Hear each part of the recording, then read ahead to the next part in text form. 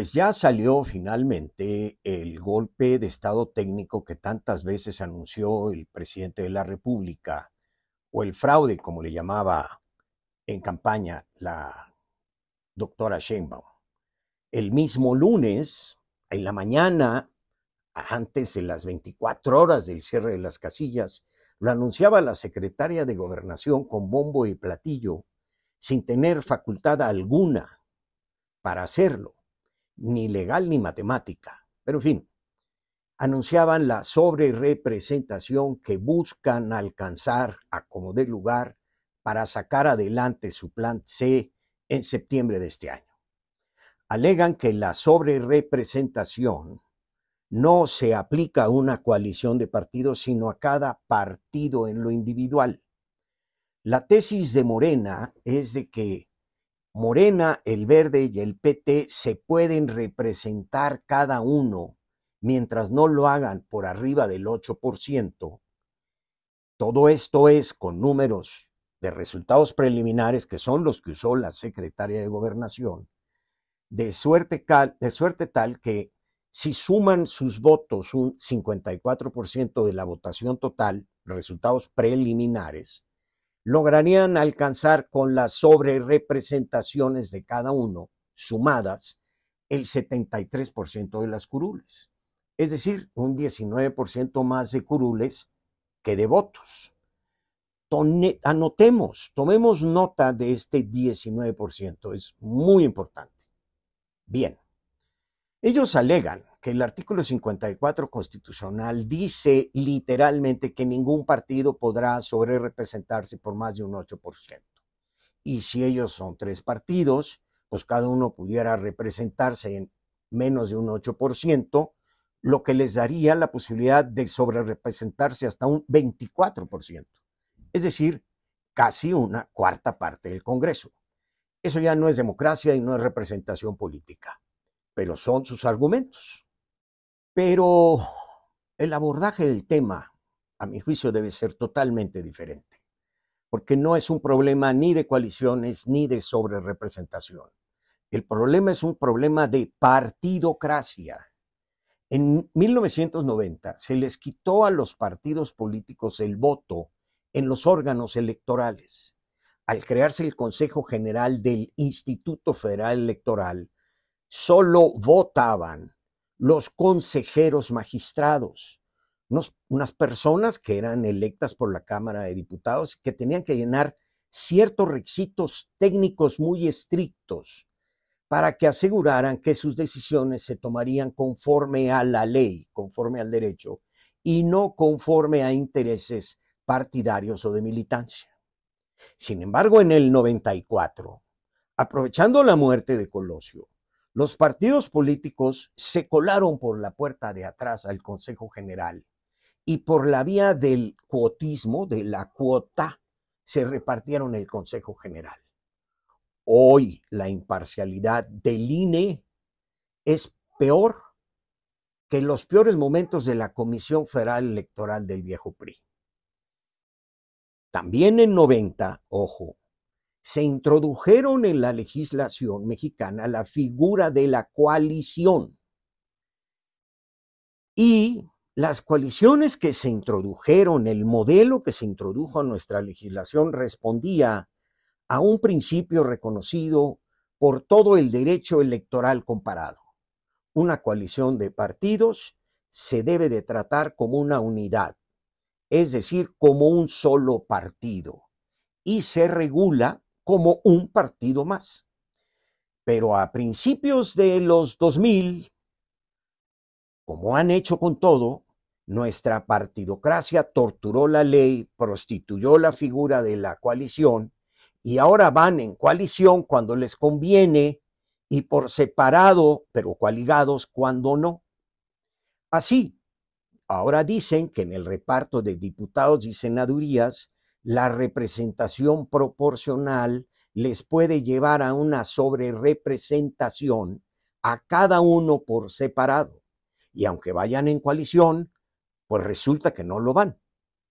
Tal es el caso hoy. Pero a mi juicio, la solución de este problema no está ni en la figura de coalición, ni en la sobrerepresentación. Debemos de buscarlo en el sistema de representación política que nos hemos dado los mexicanos. Solo así podremos tener una interpretación sistemática y funcional del artículo 54 constitucional. Déjenme ponerlo de esta manera. El artículo 54 constitucional no está solo en el espacio, forma parte de un ecosistema jurídico y, en principio, dentro de un minisistema, dentro del ecosistema global, holístico, un microsistema de representación política. Así, tenemos que irnos hasta 1976, antes de que existieran los diputados de representación proporcional. Bajo el sistema de mayoría relativa que existía de 76 para atrás, el que gana, gana todo y los demás pierden todo. Si yo gano con el 40% de los votos, me llevo el 100% de la curul y el 60% de los votos de los perdedores se pierde. No cuenta, no vale, no se pesa, no se representa, no se expresa en la curul. Y así, precisamente en la elección del 76, el PRI se sobrerepresentó en un 19.4% en la Cámara de Diputados. ¡Qué paradójica coincidencia! Es exactamente con lo que quiere sobrerepresentarse hoy la coalición de Morena, PT y Verde. Es decir, estamos regresando a 1976. Bueno, en 1977, para atemperar esa sobrerepresentación que daba el sistema de mayoría relativa, para que no se perdieran los votos de la minoría, se introdujo a nuestro sistema político de representación la figura de representación proporcional, pero se introdujo como un correctivo al principio de mayoría. No se quitó el principio de mayoría, se juntaron los dos principios.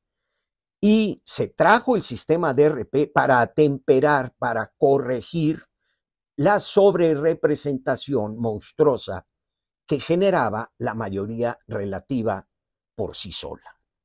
Pero ojo, hay que tomar en consideración esto. Cuando se suman peras con manzanas no se puede tener algo puro.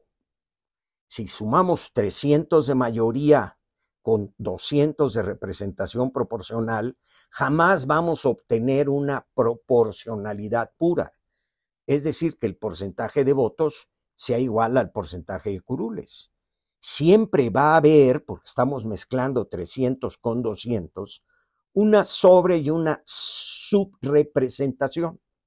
Lo que se quería era atemperar unas y otras con la representación proporcional. Y por eso se impuso el tope a la sobrerepresentación.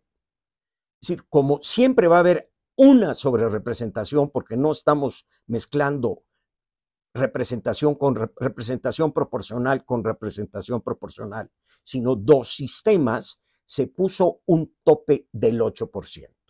Y aquí la historia, porque es muy importante entenderla.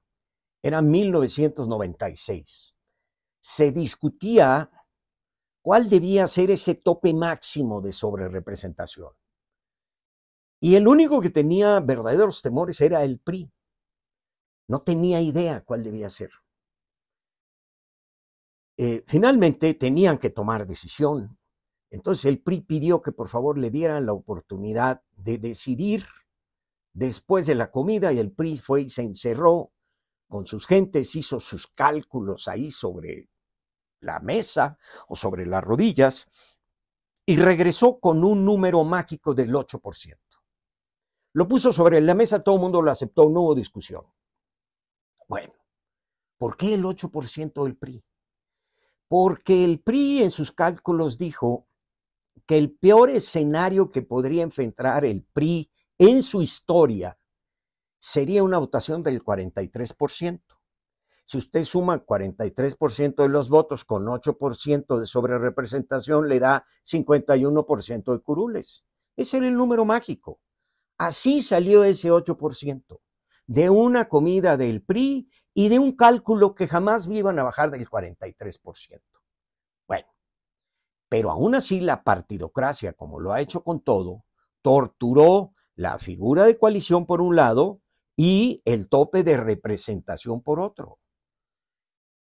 Para las coaliciones hoy, la coalición no puede ser tratada como una unidad, como un solo partido, no obstante que así se legisle en todo el mundo. Vamos coaligados cuando nos conviene y cuando no vamos por separado, aunque vamos coaligados.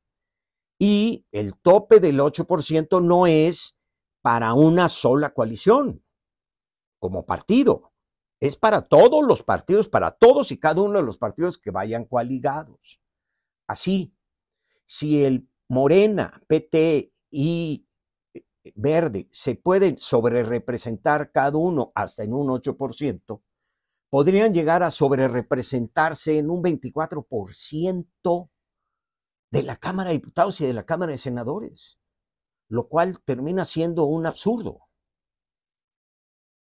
En otras palabras, lo que pretenden hacer es acabar con la representación proporcional aún sin haber modificado la Constitución, haciendo una interpretación manida, turbia, tortuosa del 54 constitucional.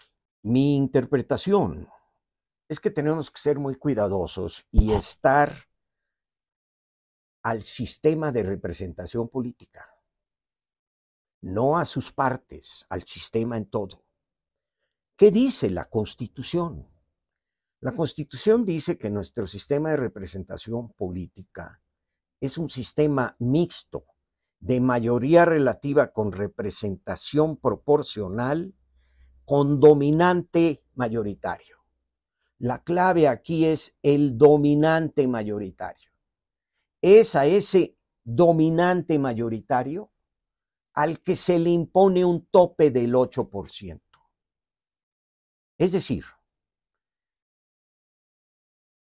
el tope de sobrerepresentación es para el sistema de representación, no para un partido o para una coalición. Es para el sistema todo, porque se trata de proteger al sistema de representación, que una sobrerepresentación no lo rompa, no lo prostituya, no lo haga inútil. Así que dentro de ese sistema, en su totalidad, sea en solitario los partidos, sean coaligados, sean incluso en alianzas parlamentarias contra natura y en contra del voto ciudadano que los puso ahí, nadie puede sobrerepresentarse en el ecosistema de representación político en más de un 8%. Concluyo. El tope de sobrerepresentación debe interpretarse para el sistema de representación política, porque es al sistema de representación política al que trata de protegerse, no a un partido, a una coalición. Y para cerrar, les doy un último dato. En el viejo sistema priista, sin representación proporcional, donde nada más había mayoría relativa, el PRI nunca se sobrerepresentó en más de 19%, salvo en la elección de 1973, con Bartlett en la Secretaría de Gobernación, donde obtuvo el 27.7% de sobrerepresentación. De ahí bajó a 19%, el sistema ya no dio a más y se hizo la representación proporcional para atemperar la sobrerepresentación en todo el sistema.